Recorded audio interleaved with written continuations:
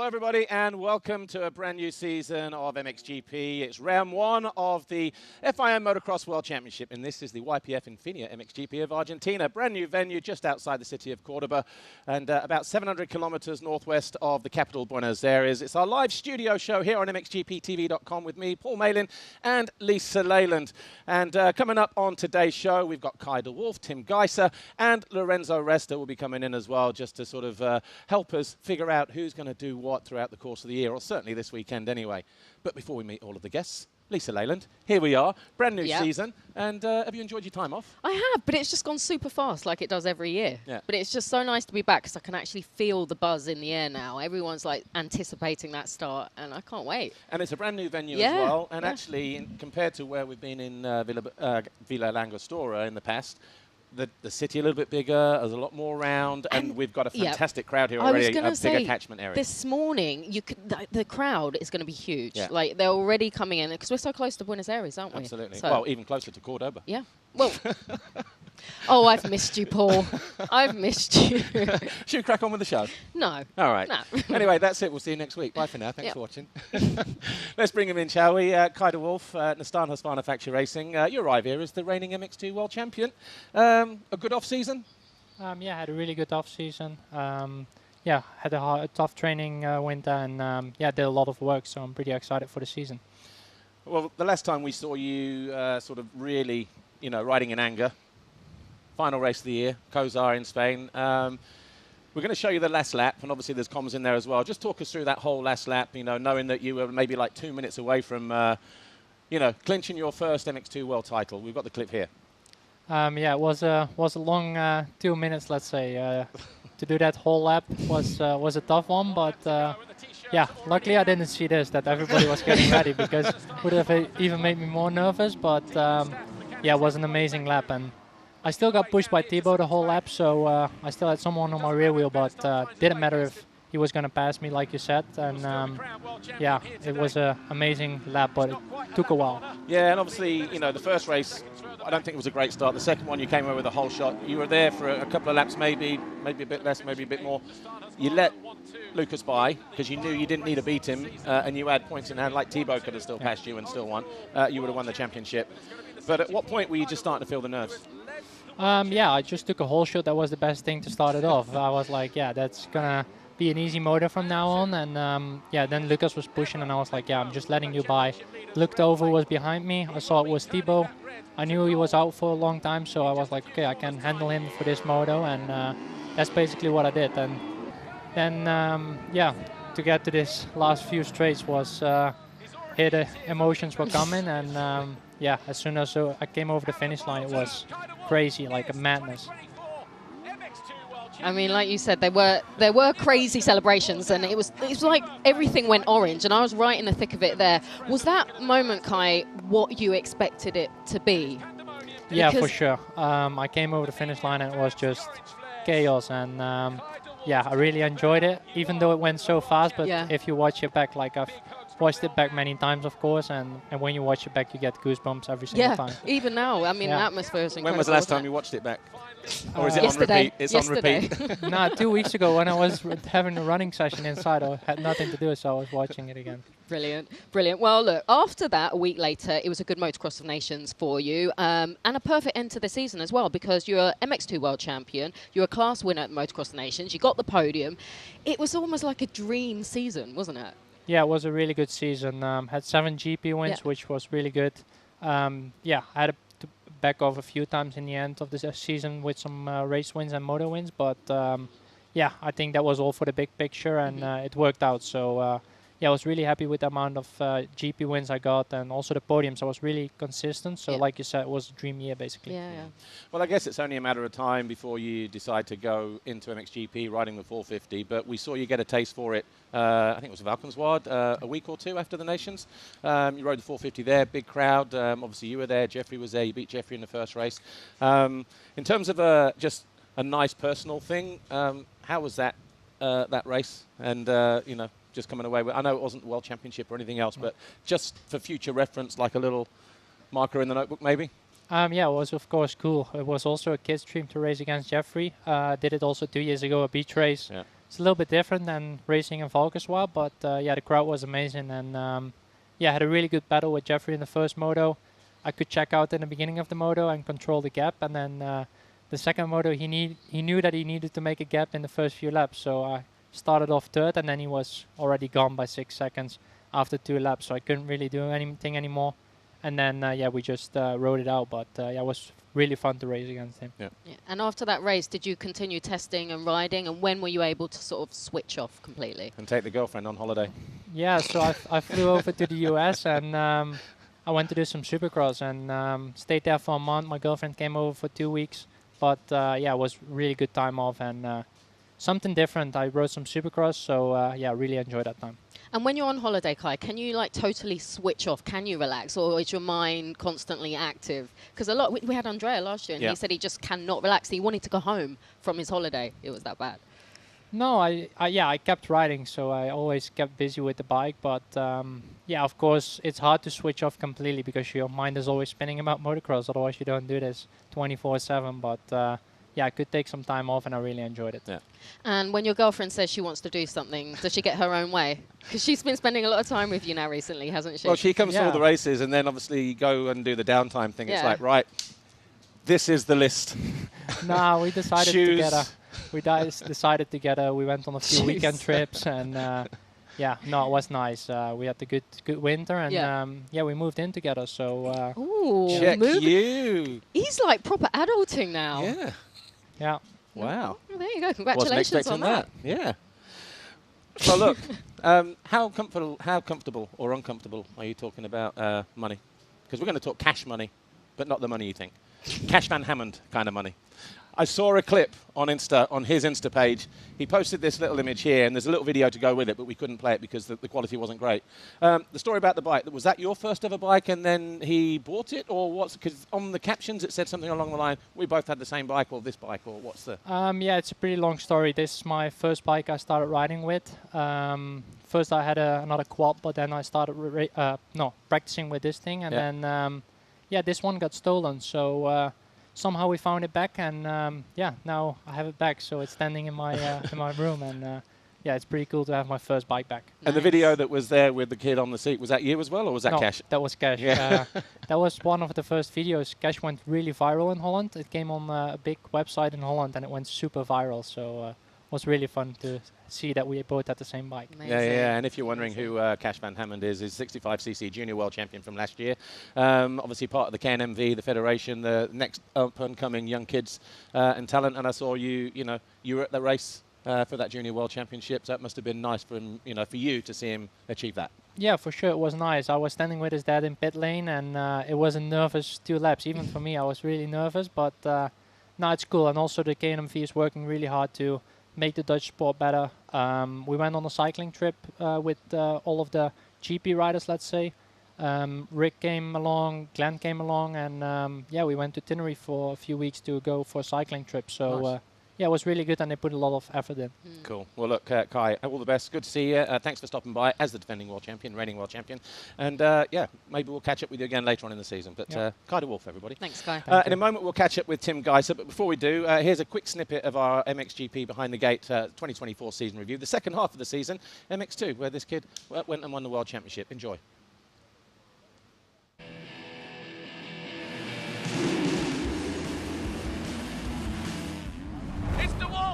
Goes down from the lead.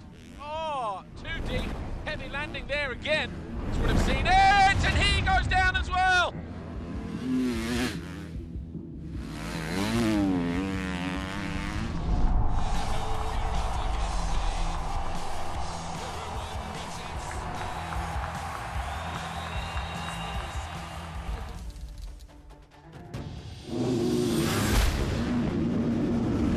But I think it's all over in this next corner as De Wolf gets on the back wheel, holds a nice inside line, and just like that, we got a new leader on lap 5. And De Wolf out of the lead, he had 6 seconds, and dancing around high and wide around the outside. He should never have made that pass there.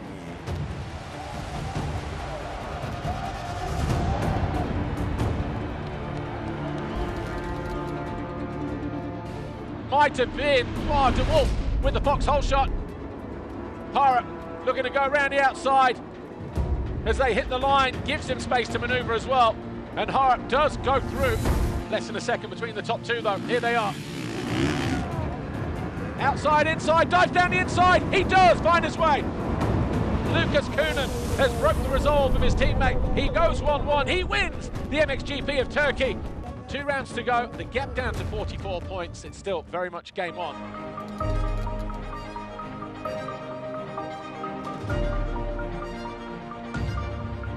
It's De Wolf who comes out firing on all cylinders. He comes out with a foxhole shot. Kuhnen dives decisively down the inside. Kai De Wolf lets him have it, takes a look back as well, gets up on the pegs and says, you know what? I'm doing exactly what I need to do now.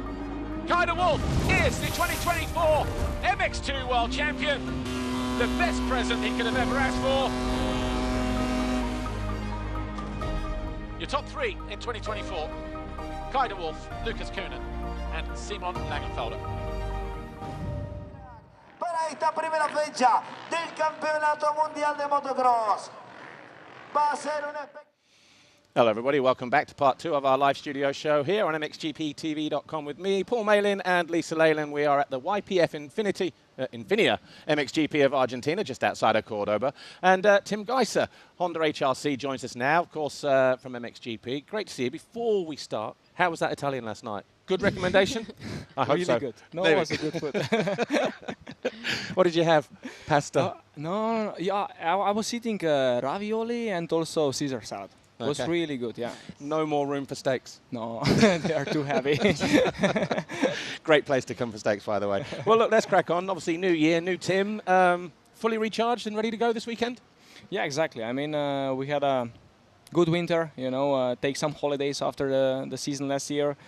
Good testing, you know, feeling good with the bike. So, yeah, now we are here, first round, so can't wait to go race. Yeah, and obviously, how was the off-season, just real quick, because obviously a lot of talk in America about the guys riding the 2025 bike there, you know, Jet and Hunter and whatever, but you were already racing that last year, so was the test program a little bit easier for you with a year's worth of knowledge? So it was just small things to change here and there? I mean, like, we did some big changes, yes, yeah. But yeah, I was racing already that bike in 2024, let's say 25 bike. But yeah, like I said, been testing, you know, obviously we want to develop, we want to get better, and HRC did again a great job, you know. They brought again some new things that makes bike even more easier to control, you know, like faster as well. So yeah, been good. You said you had a holiday. Do you get much time off during the off-season? Like, how long is your relaxed time for? Not really a lot. I Right. mean, you get maybe 2, maximum 3 weeks. But that's not completely off, you know. Yeah. You still have obligations. But, yeah. Did you have to go to Japan or not? This year, not. No. This year we didn't go. We just did a video, so it was way more easier for us. But, yeah, still a busy off-season, you know. Obviously, definitely you need to recharge, you know. You need to take some time off, but not too much, you know, because everybody's training. You need to be ready when the gate drop. Yeah. And what does Tim Gajser do when he's not racing, apart from swim in the pool with Tigger the dog? How do you relax? I mean, like... I mean, you do a lot of that, though, Tim. You do swim in the pool with him a lot. Insta-feed is Tiger the dog in the pool with Tim. It's racing or swim time with Tigger? Always. Tigger loves swimming pool Sweet. or water, you know. Yeah. So what I do beside that, I mean, like, I like to clean. I mean, The Spela pool knows after that. the dog. Spela knows that, but like, we don't have so much time, you know. Like, mainly it's training, you know. The lifestyle is kind of like, we do everything for motocross. Let's say you train, you relax, you eat, you sleep. So everything you are doing to be in the best shape for the weekend. He just said he likes to clean. I've just got this vision of him being Miss Doubtfire, just around the house. Something like that. With his rubber gloves on, like, okay. Something like that. HRC branded rubber gloves. Tim, the end of the season was kind of bittersweet, wasn't it? Because obviously you lost the title in Spain, handful of points to Jorge, but then a weekend later, that move on Jet at the Motocross of Nations, I mean, it went viral. It was a good race, but it was very much a roller coaster, wasn't it? Just in a handful of weeks. Exactly. I mean, was not easy for me, especially losing a championship, you know, with one race to go, because I felt that I had a good season behind me, you know, just that one mistake. Actually, it was one big mistake in all the year, but that just shows how consistent, how good we were with Jorge. You know, we both didn't make big mistakes, but when when I made that one, was really costly one. So and so close to the end of the season. Exactly, as well. exactly. So it was really good to finish the season with such a great race. You know, it was a good confidence booster for, let's say, off season, and also for pre-season, you know, for next year, for this year, I'm in 2025. So yeah, I was really happy, and I felt like really comfortable, and I really like that track in Matterley Basin. I think is one of the favorite one for many of them, many riders in the paddock. So we had a good race, there. Well, look, the team's got bigger this year. First of all, let's talk about your teammates, all of them, all three of them now. Ruben Fernandez, of course, this was at the Honda video shoot. We'll see you riding a bit. But what about Ruben? It's great to have him back. Difficult season for him last year. He did come back, do some races. But you two seem to have a good relationship. Is it good to have him back on the team? Exactly. I mean, Ruben is always fun to have around, you know. He's joking a lot, you know, like we have a good relationship, and he's a really fast rider as well. So yeah, it's good to have Ruben behind. I mean, like next to me, you know, in the team for the full time, you know, for the start, for the beginning of 2025. So yeah, we have a big team this year. Yeah, well, I was just going to say, actually, Tim, HRC have increased their budget for MX2. Ferruccio Zanchi remains on the team. It's going to be his second year. As a rookie last year, did you give him much advice, and can he make that step this year, do you think? I think Ferruccio did a good season last year. I mean, he got hurt just 2-3 GPs into the season, so we all know that it's not easy, you know, to come back, especially when you miss some GPs.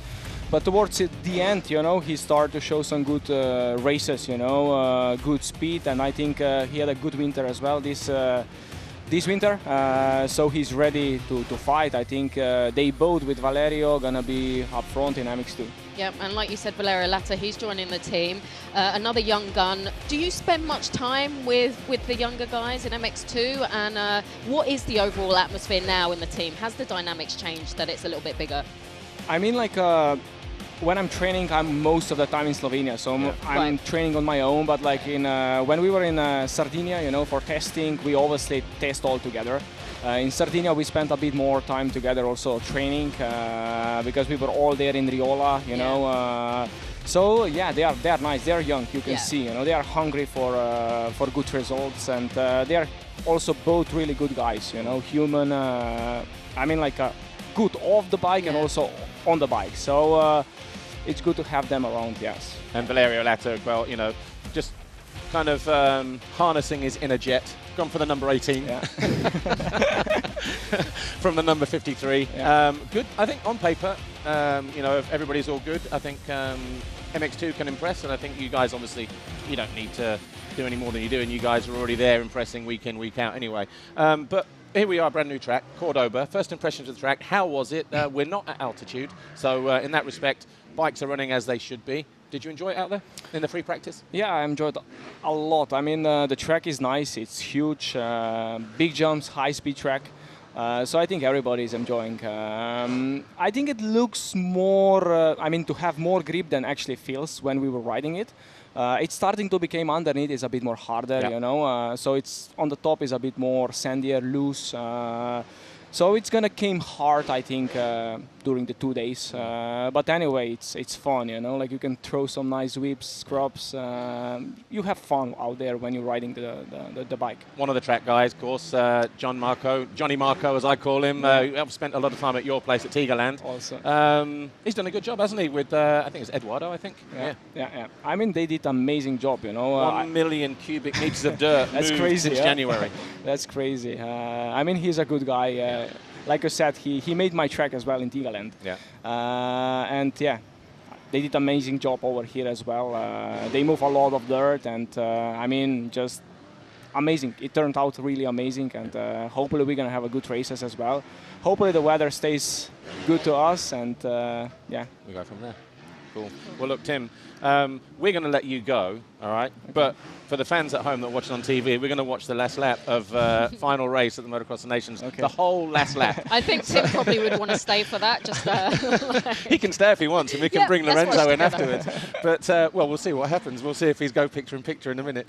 Anyway, thank you to Tim. As I said, the final race, final lap, Motocross of Nations last year, Matchley Basin, where this guy took a surprise last lap pass, last corner pass pretty much to take the race win. Enjoy this.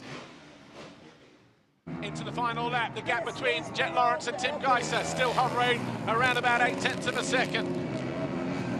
Jet up the very inside, Tim pushing deep into the outside.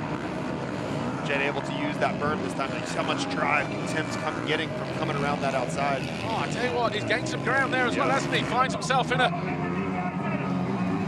charging position once again. Back markers. Jet Lawrence having to think fast on his feet. Something that isn't alien to him. A guy that can switch up lines.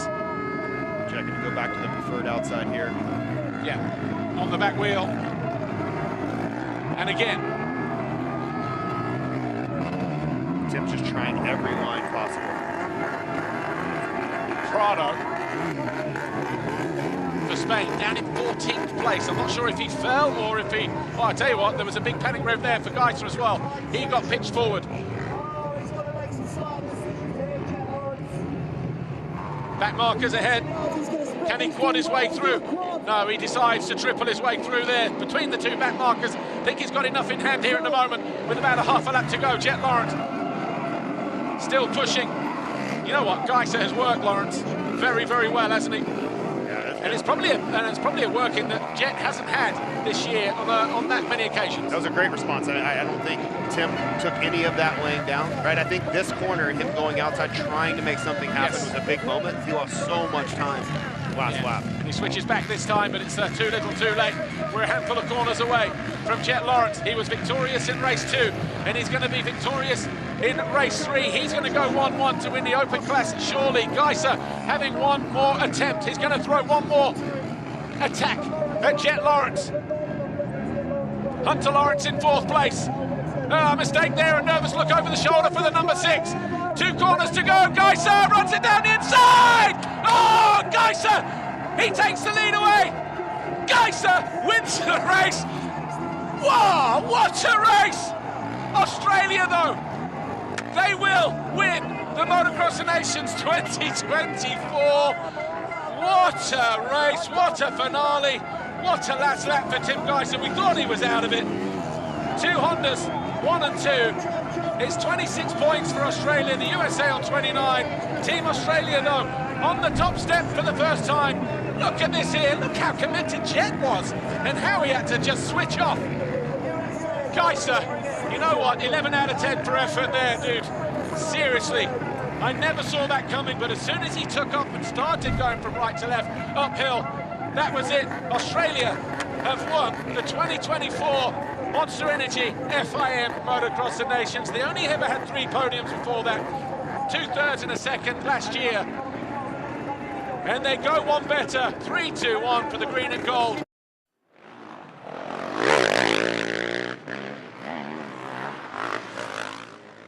What a race that was, and Tim actually did sit and watch with us, and we had people here filming it as well, Spaler, one of them. Yeah. But welcome back to our final part of our studio show here, the opening round of the FIM Motocross World Championship, the YPF INFINIA MXGP of Argentina outside of Cordoba.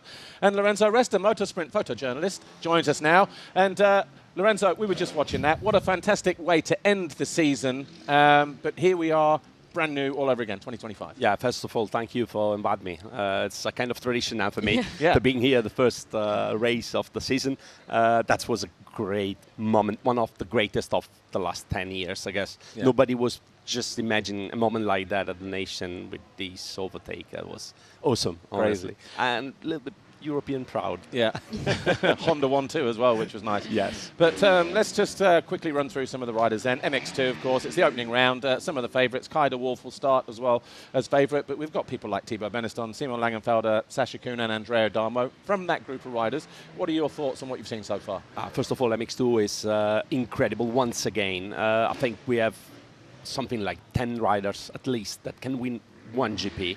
It's amazing to see how many progress some of those riders made during the winter time. I was at both Internazionale d'Italia races and I saw them live, a part of them, not all, of course.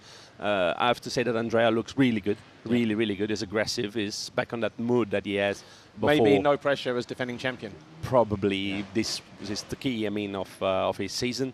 I see also like Mathis Valin doing very well in Hoxton Park and in La Capelle Marival.